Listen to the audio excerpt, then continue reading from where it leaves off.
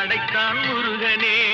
பிரணவ மந்திரத்தை மறந்தான் பிரம்மனே, அவனை சிறையினிலே அடைத்தான் முருகனே. அதனால் கந்தனிடம் பிரம்மனும் மிரளுவான், அதனால் கந்தனிடம் பிரம்மனும் மிரளுவான். கந்தன் அடியவர்க்கு அவனும் அருளுவான், கந்தன் அடியவர்க்கு அவனும் அருளுவான். கந்தனிடம் செல்லுங்கள், என்ன வேண்டும் சொல்லுங்கள்.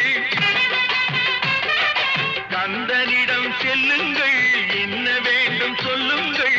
வந்த வினை தீர்ந்துவிடும், மற்றவற்றை தள்ளுங்கள். வந்த